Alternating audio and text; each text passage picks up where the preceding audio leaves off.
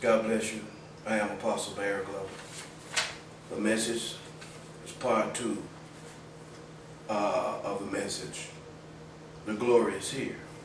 We know the glory refers to great wealth, riches. It refers to a person having great amounts of gold, silver, land, or just being wealthy and rich. Hallelujah. And I said in part 1 of the message that God, praise be to God, shall take away the sinner's glory and give it to his children. He's done it before, and he's done it before that time, and he shall do it again. And right now, that's what's going on. So you should be prepared. If you haven't opened up many bank accounts, and the reason you open up these bank accounts is to store much of your wealth, your monies, things like that. Or you should be prepared for the wealth that is coming into your house, child of God. Hallelujah. Because this is the time. Hallelujah. Let's read in Genesis chapter 31, verse 7 through 16, time permit. And it says in Genesis chapter 31, we'll see how God transferred the wealth of the sinner, Laban, into the hands of Jacob. We'll see how God did that, and how the man became exceedingly great, and how he left with all Laban's glory. It says, and your father had deceived me, Jacob is speaking, and changed my wages 10 times. But God suffered him not to hurt me.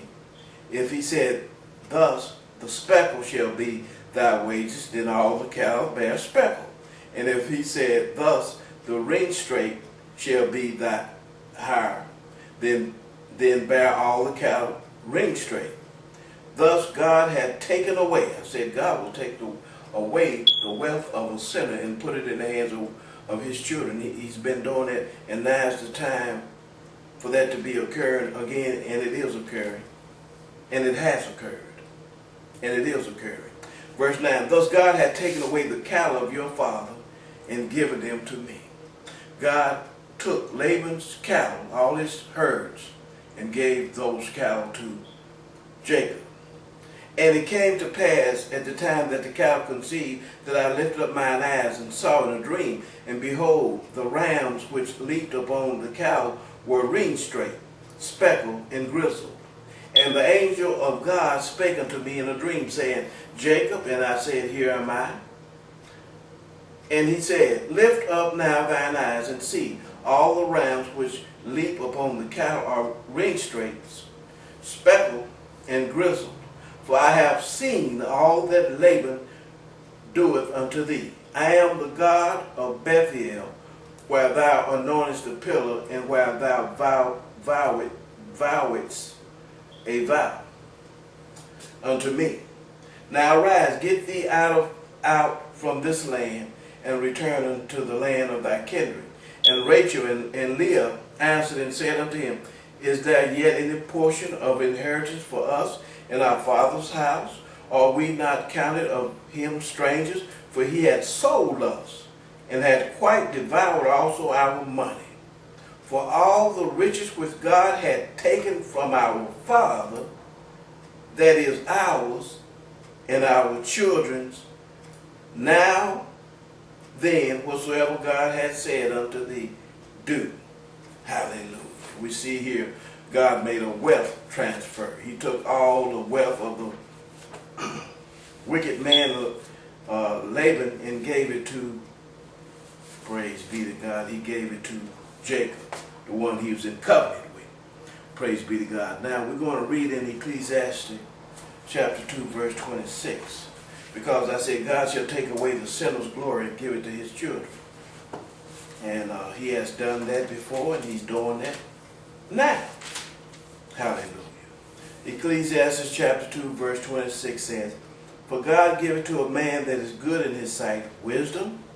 You notice how he gave Jacob wisdom on what to do in order to cause the cattle to be a certain way and to increase a certain way, so that he would have those cattle for himself, and he left with all the wealth.